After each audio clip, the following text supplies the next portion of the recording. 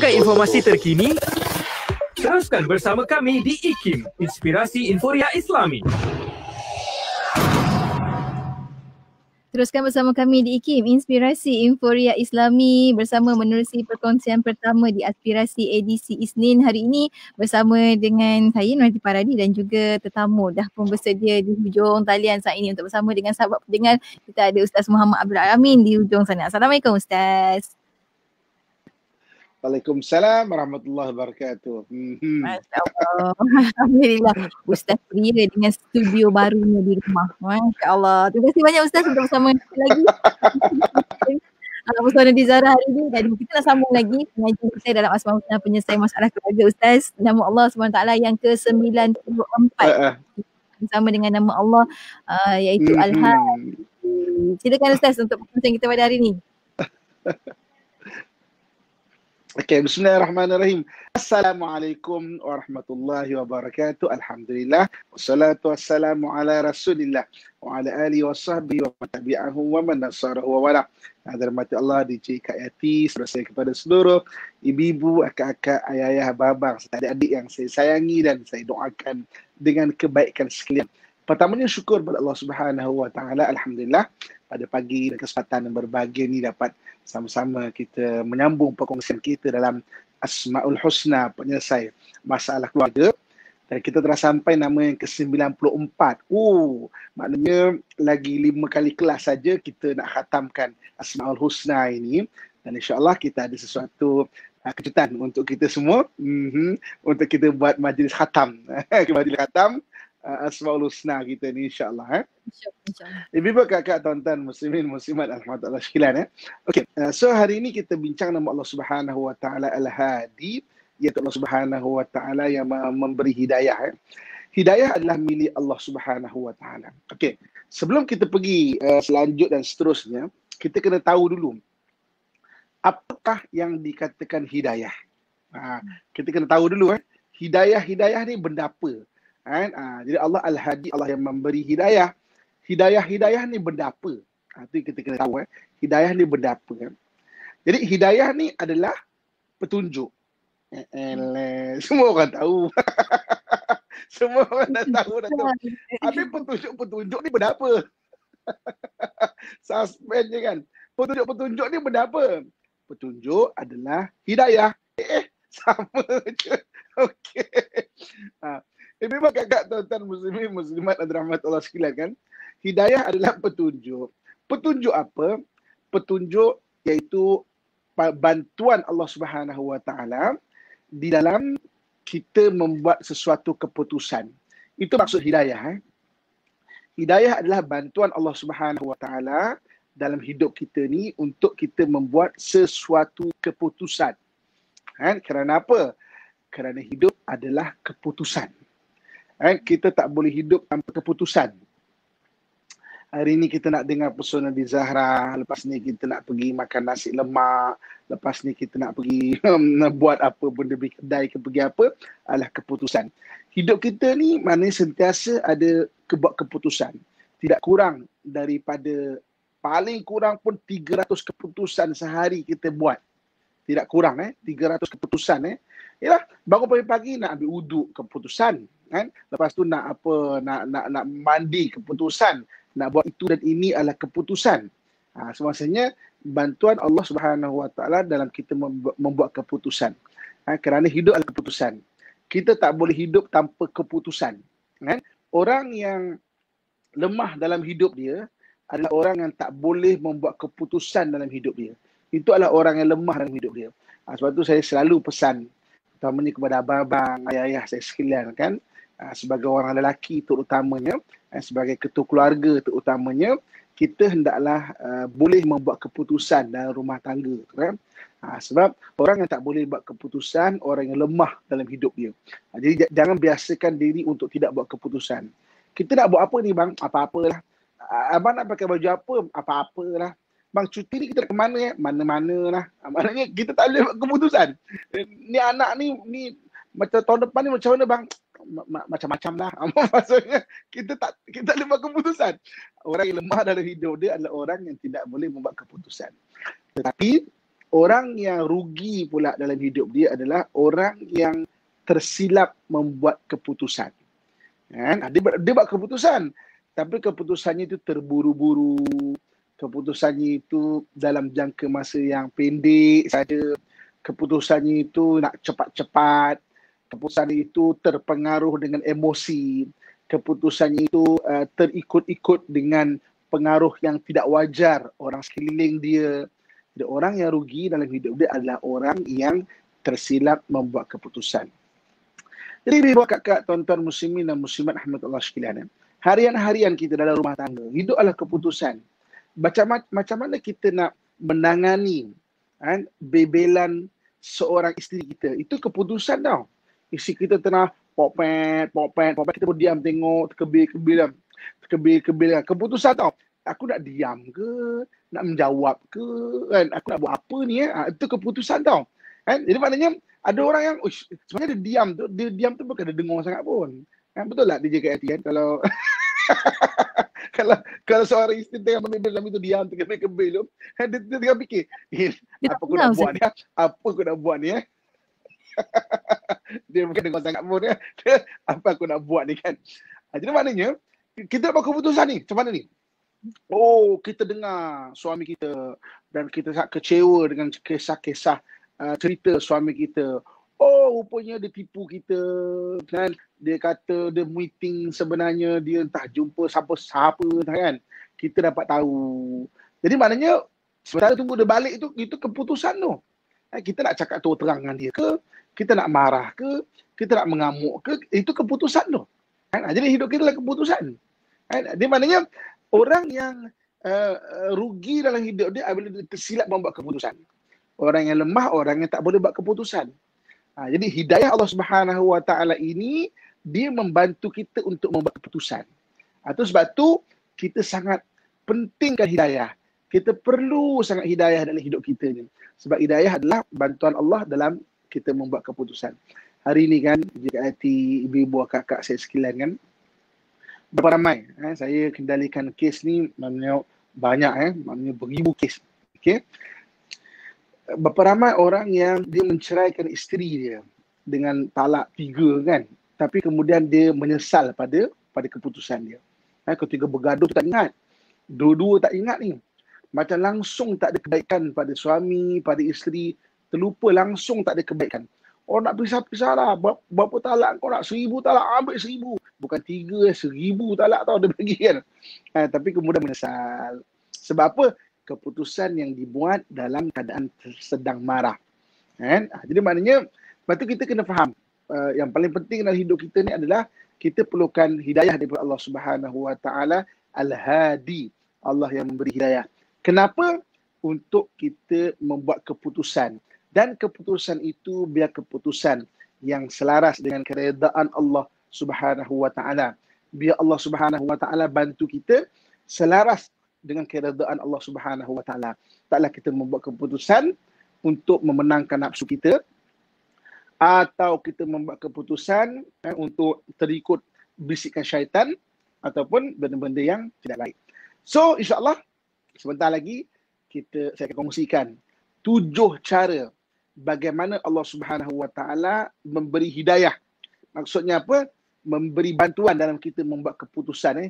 7 cara. 7 cara. Supaya apa? Supaya kita faham, kita boleh menelusuri dan mengusahakan bagaimana Allah memberi hidayah itu, kita cuba usahakan. Bagaimana cara Allah hidayah itu, usahakan untuk Allah beri hidayah kepada kita. InsyaAllah. Jangan lupa tekan butang share. Perkongsian kita kali ini, insyaAllah.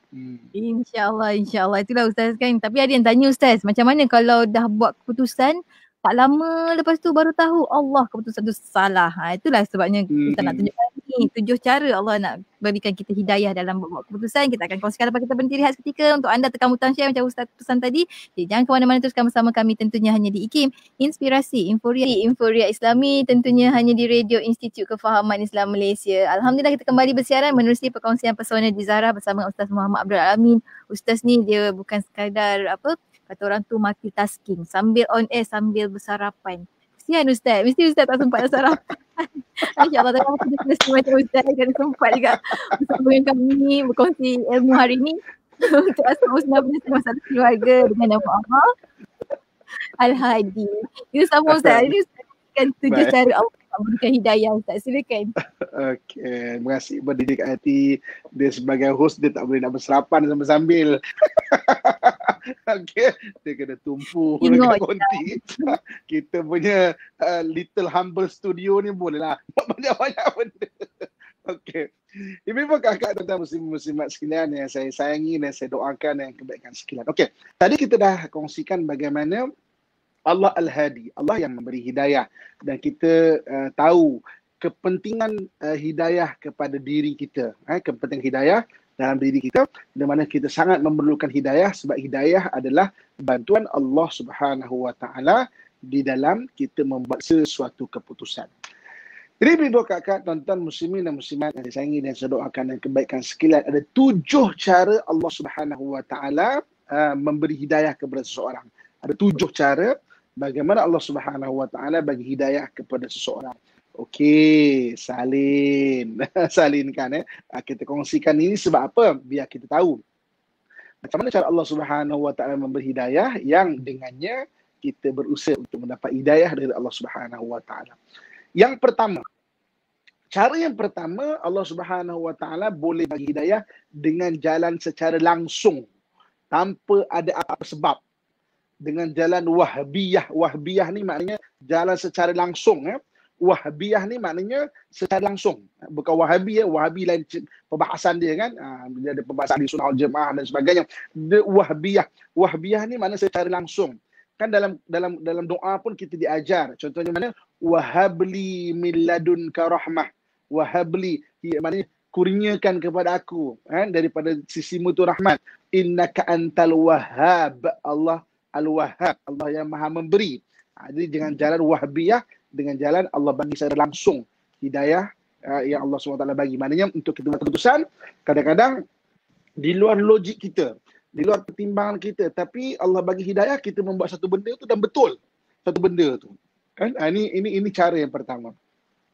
Cara yang kedua, Allah Subhanahu Wa Taala nak bagikan hidayah kepada seorang, didatangkan kejadian-kejadian. Sesuatu kejadian-kejadian yang kemudian dia dapat mengambil satu iktibar. Allah jentik hati dia. Allah ketuk hati dia. Yang dia kata, maksudnya tak semayang, kasar sangat dengan isteri. Kasar sangat dengan isteri. Tiba-tiba sakit terbaring. Isteri yang dikasari itulah yang lapkan peluh dia, yang cebokkan dia, yang suapkan dia makan. Terbuka hati dia, ya Allah, sayangnya isteri pada aku ni sebelum kasar sangat Tuhan. Maka dia jadi orang yang berubah. Maka keputusan hidup dia dengan isteri itu dah berubah. Dulu kasar, sekarang dah lebih menghargai, dah lebih lagi menghormati, dah lebih lagi menyayangi. Kerana apa? Berlakunya kejadian-kejadian. Jadi kadang-kadang apa yang berlaku di keliling kita, dia bukan kebetulan sebenarnya. Ada yang berlaku dalam keliling kita untuk Allah jentik hati kita supaya Allah bagi hidayah. Sebab itu ambil iktibar. Dalam Quran banyak Allah sebutkan fa'tabiru ya ulil albab. Ambil iktibar. Wahai orang yang mempunyai mata hati. Kejadian dalam hidup kita ni kita kena ambil iktibar. Pergaduhan antara suami dan isteri sebenarnya banyak pengajaran. Pergaduhan-pergaduhan kecil tu kadang-kadang bagus. Kadang-kadang sebab dengan tu kita akan lebih memahami. Ada kejadian sebelum ni kita tak pernah ambil tahu pun perasaan isteri. Tiba-tiba isteri meletup, baru kita dapat hidayah. Rupanya tak boleh gurau lah benda-benda macam ini. Sensitif lah. Pada isteri ni kan, cakap berbunyi peha besar tu sensitif lah. Meletup dia kan. Maknanya kita takkan bergurau lagi dah bab tu. Maknanya kita sedang mula memilih perkataan untuk bercakap. Tak boleh lah. Kan maknanya dengan kejadian-kejadian Allah Subhanahu Wa Taala bagi hidayah. Sensitif tau. Abang jangan gurau benda macam tu. Dia sensitif. Betul tak DJ Kak Yati? Sensitif tak? Sangat. Jadi kalau cakap macam tu, terus naik basikal. Mandak sana, banyak sana kan. Nak kuruskan badan. Okey. Memang kakak tuan-tuan muslimat sekalian. Okey, yang ketiganya cara Allah Subhanahu Wa Taala bagi hidayah kepada seseorang dengan jalan mimpi. Mimpi dalam hadis Nabi SAW menyatakan bahawa di akhir zaman, antara benda yang diberikan kepada umat Muhammad paling kurang 1 daripada 40 mimpi dia adalah benar. Kalau kita ni menjaga solat, orang yang baik, orang yang soleh, paling kurang 1 di antara 40 mimpinya adalah benar. Mimpi ni ada yang mainan tidur. Ada sebenarnya hint ataupun cara untuk Allah Subhanahu Wa Taala bagi hidayah pada seorang. Saya terlibat dengan dakwah dengan orang-orang bukan Islam, Jadi tidak sedikit juga ada orang yang masuk Islam kerana ada yang dapat mimpi. Dapat mimpi orang membimbing dia. Dan akhirnya datang ke masjid, orang pakai macam ni lah. Pakai serban, pakai jubah ni lah yang bimbing saya waktu saya ni memang tak tenang dan sebagainya. Maknanya dapat mimpi.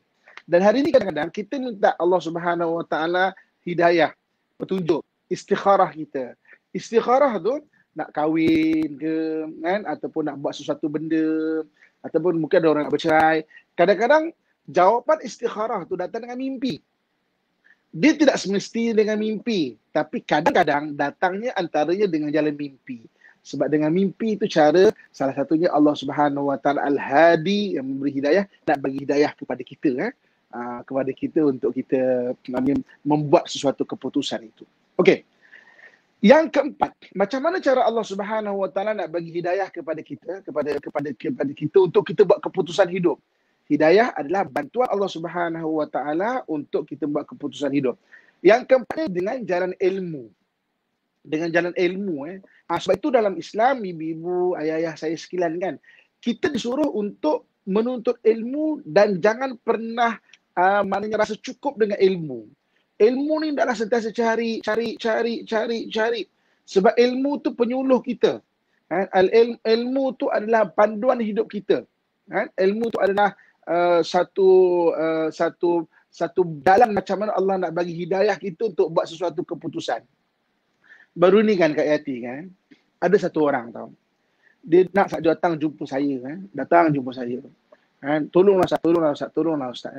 Umurnya sekitar 20-an, dalam 25, 26 macam gitu kan. Dia kata, jomlah datang jumpa kat office. Saya pun datang. Ketika dia datang kan di JKIT, nangis dia.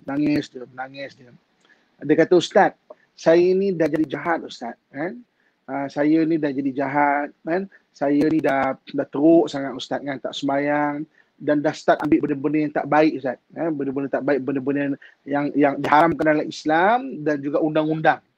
Saya tak boleh sebutlah benda apa kan, mana diharamkan Islam dan juga undang-undang kan. Dan saya ambil Ustaz. Saya ni dah jauh dengan Islam Ustaz. Boleh tak nak duduk dengan Ustaz kan, nak, macam tolonglah bimbing saya Ustaz. Tolonglah bimbing saya. Saya pun tanya latar belakang. Rupanya dia adalah bekas pelajar tahfiz dan sekolah agama. Saya pandang dia, saya kata, ya Allah kan, ilmu. Walaupun dia belajar agama sampai ke peringkat sekolah menengah sekalipun, tapi ketika dia tersasar, dia pandai nak cari jalan balik tu dekat mana. Dibanding orang yang langsung tak ada asas ilmu agama. Kadang-kadang bila orang ada asas ilmu agama ni, dia tersasar tu, dia tahu aku salah ni. Ilmu tu menyuluh dia. Soal dia tak kuat nak lawan diri dia ke apa, itu soal kedua. Tapi dia faham. Ada awareness. Ada kesedaran. Aku salah ni. Aku salah ni. Jadi macam hari ni kan, Alhamdulillah, kita bincang personal zarah mengenai rumah tangga. Ada kadang-kadang suami yang memang dia kasar dengan isteri dia, dia tak buat tanggungjawab dengan isteri dia. Walaupun dia tak kuat, itu soal kedua. Tapi paling kurang, dia tahu aku salah ni. Maknanya dia tahu ni salah, ni perbuatan yang salah ni. Kalau ada isteri yang kasar dengan suami, dia tahu, salah ni, astagfirullahalazim. Jadi kesedaran itu adalah dengan ilmu tu Allah bagi hidayah. Dan akhirnya dia boleh cari jalan. Macam mana nak memperbaiki diri. Sebab itu ilmu agama kena dedahkan. Dalam hadis pun Nabi SAW sebut. Nabi kata apa? May yuridillahu bihi khairan yufaqihu fiddin. Orang yang Allah Subhanahu Wa Taala maukan kebaikan pada diri dia, difahamkan dia mengenai agama. Kalau Allah pilih kita untuk Allah Subhanahu Wa Taala beri kebaikan, difahamkan kita ni mengenai agama. Kerana agama penyuluh. Ilmu ni penyuluh kita, penyuluh untuk kita tahu macam mana jalan balik kalau kita tersasar, kalau kita buat salah. Kan beza dengan orang yang buat salah, dia tak rasa dia buat salah. Beza. Dengan orang yang buat salah, dia tahu aku salah ni. Maknanya hatinya merintih, hatinya mengadu pada Allah Subhanahu Wa Taala, Tuhan tolonglah, bantu ya Allah. Akhirnya Allah bimbing dia. Maknanya yang keempat, dengan jalan ilmu Allah Subhanahu Wa Taala memberi hidayah kepada seseorang. Yang kelimanya apa? Yang kelimanya dengan jalan dakwah. Dengan jalan daripada lisan orang yang menyampaikan. Sebab itu Allah Subhanahu Wa Taala mengutuskan daripada zaman Nabi Adam alaihissalam sampai zaman Nabi kita Muhammad sallallahu alaihi wasallam, para nabi dan para anbiya alaihimus salatu wassalam menyampaikan dakwah, menyeru orang, wada'iyan ilallah, menyeru kepada Allah Subhanahu Wa Taala. Dan Nabi sallallahu alaihi wasallam adalah khatamul anbiya, penutup para nabi dan penutup para rasul. Jadi ketika Nabi sallallahu alaihi wasallam telah wafat, tak ada nabi lagi dah. Jadi siapa orang-orang yang alim ulama ini? Dalam hadis Nabi sebut, al-ulama warathatul anbiya. Ulama itu waris para nabi. Jadi maknanya waris para nabi itu maksudnya dia perlu menyampaikan dan dia perlu berhadapan dengan apa yang Nabi pernah berhadapan. Nabi kena maki, dia juga kena bersedia untuk itu. Nabi kena kata, dia juga perlu bersedia untuk itu. Dia bukan semata-mata nak glamour dekat pentas, tak. Maknanya macam mana yang Nabi kena bebanan, itu juga dia perlu tanggung dan dia kena sampaikan. Jadi dengan menyampaikan, alhamdulillah orang boleh dapat hidayah. Mana orang terbuka hati untuk dapat kesedaran bagaimana nak buat sesuatu benda itu. Okey. Kemudian yang keenam, bagaimana Allah Subhanahu Wa Taala memberi hidayah kepada seseorang.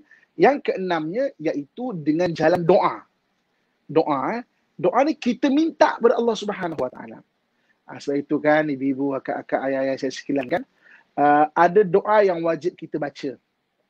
Kalau tak baca doa ini, tak sah sembahyang kita. Doa ini Allah letakkan dalam surah Al-Fatihah, iaitu ihdinas siratal mustaqim. Ya Allah, hidayahkan aku jalan yang lurus. Jadi hidayah kena minta. Kena minta. Kita baca kunut tak terbagi. Allahumma hadini fi man hadait, wa'afini fi man afait. Ya Allah, hidayahkan aku ya Allah fi man seperti ya Allah, Allahumma hadini fi man hadait, bagi siapa yang kau telah hidayahkan, seperti mana siapa yang telah kau hidayahkan. Maknanya kita minta hidayah dalam solat Fatihah, adalah minta hidayah duduk antara dua sujud, ketika kita duduk antara dua sujud, kita minta hidayah. Rabbighfirli warhamni wajburni wajburni warfa'ni wahdini wa'afini wa'fu anni. Hidayahkan aku ya Allah. Sebab itu saya suka kalau nak kongsikan pada abang-abang, ayah-ayah saya sekalian kan. Kalau kita ada anak yang nakal, selain daripada kita membebel dekat dia, kita tekankan mengenai sembahyang pada dia. Sebab apa? Sembahyang ada doa minta hidayah. Kalau dia dah mula doa untuk diri dia, insya-Allah bang, ayah-ayah, Allah akan bimbing dia. Jadi kalau selain dia kita bebel, kau ni balik lambat malam-malam ke mana dengan kawan-kawan, pakai kereta mak, balik minyaknya mak nak pergi pasar pun dah habis minyak ni. Pakai anak-anak kita kan, pakai minyak, balik minyak kita dah pergi mana-mana urusan pagi, minyak habis. Ibu, kakak, selain kita membebel, suruh dia semayang. Sebab semayang adalah jalan untuk dia minta hidayah. Okey, yang ketujuh. Kita berhenti rehat sekejap. Jangan ke mana-mana. Tekan butang share. Allah Al-Hadi. InsyaAllah. Terima kasih banyak Ustaz. Kita akan kongsikan lepas kita berhenti rehat seketika. Untuk anda jangan mana-mana, teruskan bersama kami di IKIM, Inspirasi Inforia Islami.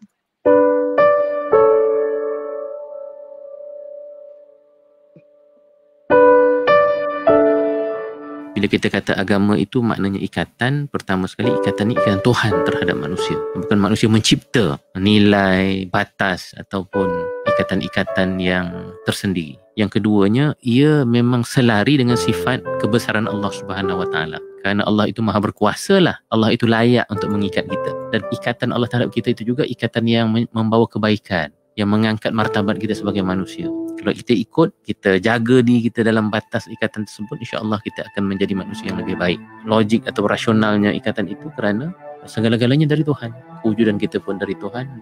Nikmat yang kita dapat bukan sehari dua tetapi setiap saat. Malah rugi sangat orang yang tak mengikat dirinya kepada pergantungan. Dia macam orang yang jatuh kat laut ke, tiba-tiba bot karam, kapal besar datang bawa tali ke bawa apa, kita kata tak apalah, saya nak bebas. Sedangkan itulah satu-satunya pergantungan yang akan menyelamatkan kita. Jadi agama tu begitu. Agama memang dia ikatan, tetapi ikatan yang menyelamatkan, bukan ikatan yang melemaskan ataupun menghancurkan kita. Ipoh 102.7 FM.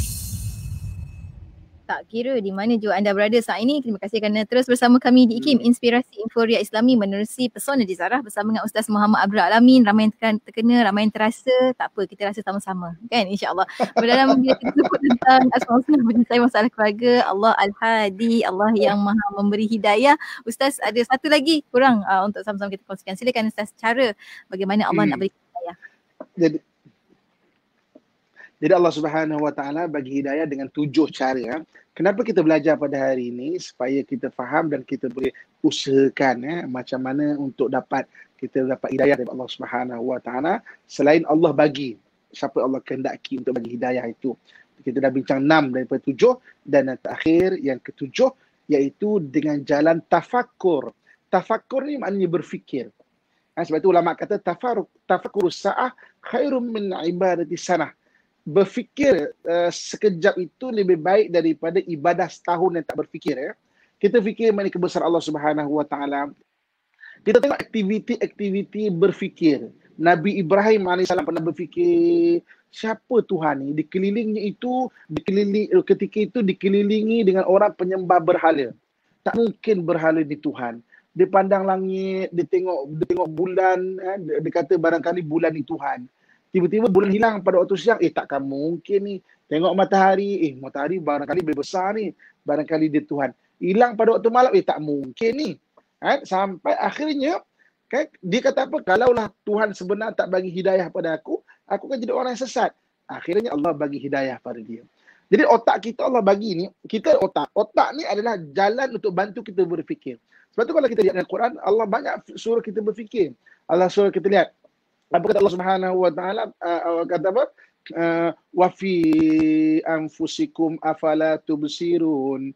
Dalam diri kamu, tidakkah kamu memerhatikan keliling kita? Cuba kita perhatikan. Cuba bayangkan. Kita ada rambut. Alhamdulillah, saya semalam baru sempat untuk gunting rambut. Alhamdulillah. Okay. Rambut ni DJ kat hati.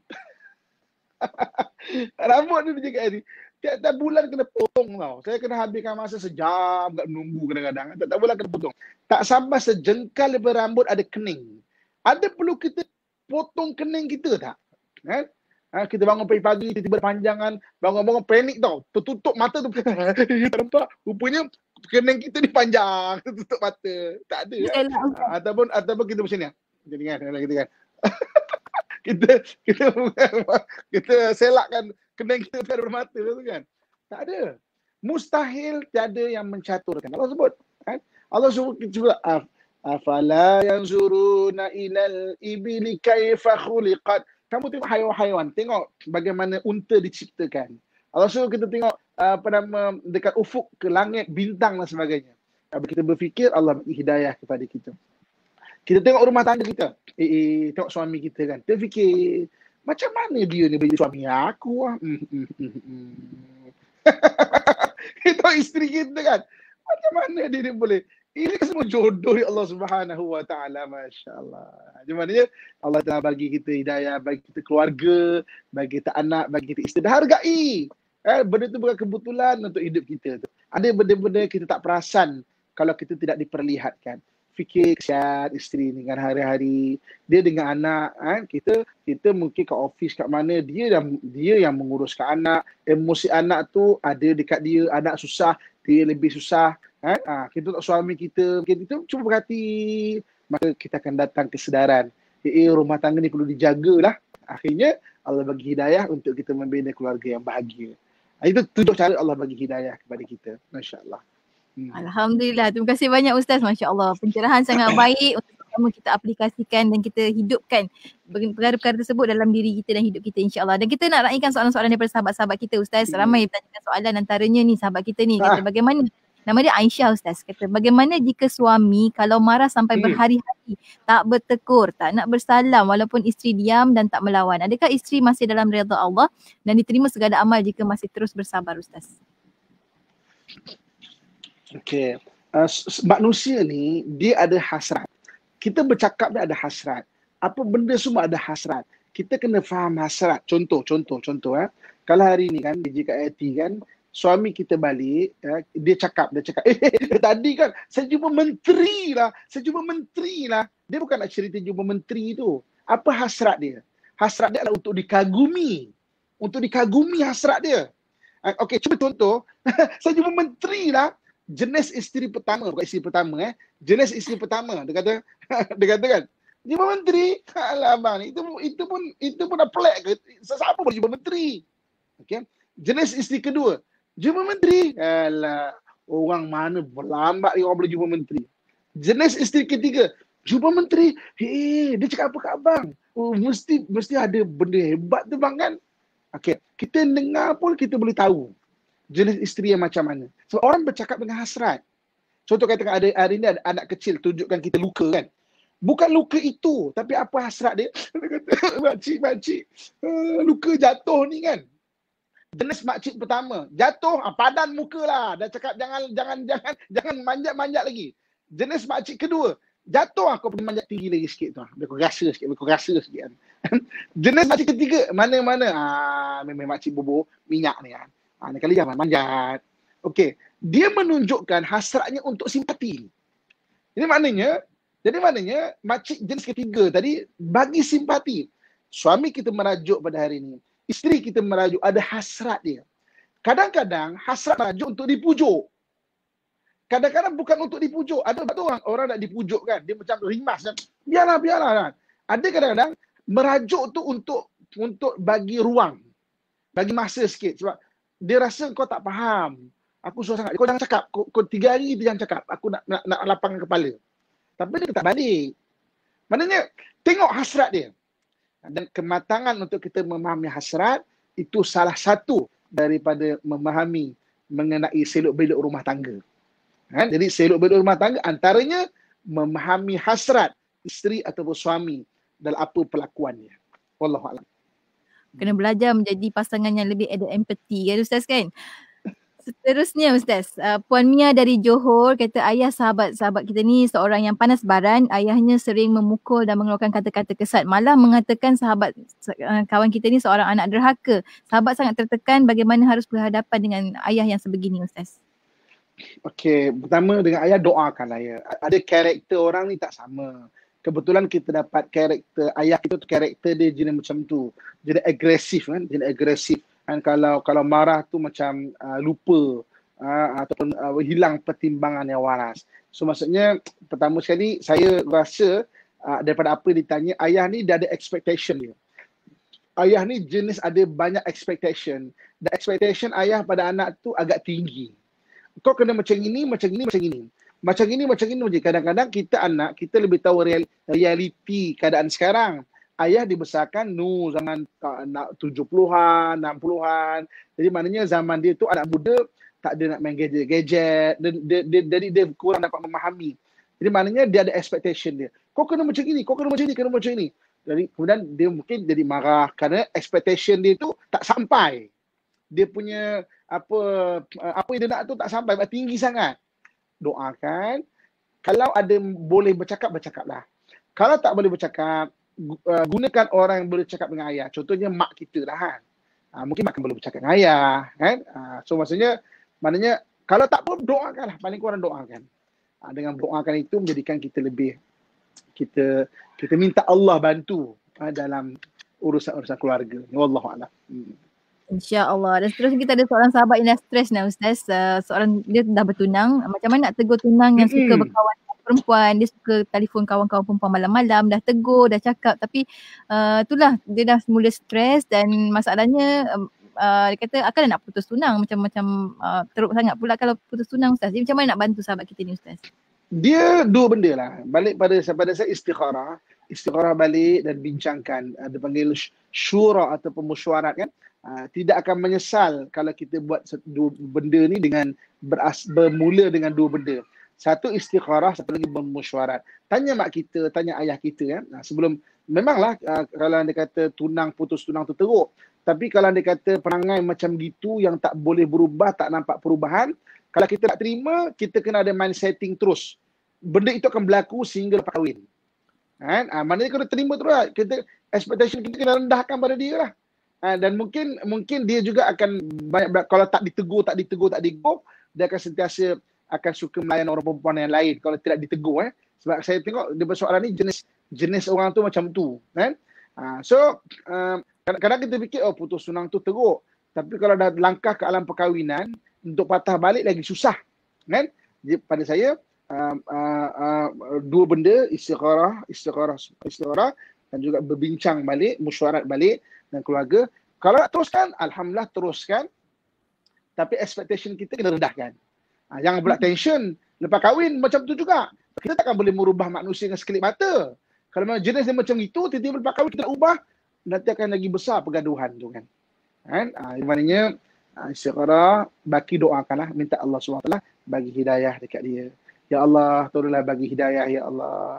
Kalau dengan gedegum tu itu hidayah, gedegumkanlah. Tapi janganlah doa macam tu. Anda akan bagi hidayah. Wallahualam. Takut Ustaz, gedegum tu Ustaz. Masya Allah. Baik, kita sampai ke hujung-hujung Ustaz untuk pertemuan kita pada hari ini. Kita simpulkan dalam Ustaz perkongsian kita berkenaan dengan Asmaul Husna, penyelesaian masalah keluarga dengan nama Allah Al-Hadi ini Ustaz. Silakan. Okey, terima kasih kepada DJ Kak Ati, ibu-ibu, akak-akak, ayah-ayah yang saya sayangi, saya doakan kebaikan sekalian kan. Allah Al-Hadi, Allah yang bagi hidayah. Kita kena faham apa itu hidayah. Dalam bahasa yang senang faham, bantuan Allah Subhanahu Wa Taala untuk kita membuat keputusan hidup. Sebab hidup adalah keputusan. Kita tak boleh hidup tanpa keputusan. Orang yang lemah dalam hidup dia, orang yang tidak boleh membuat keputusan.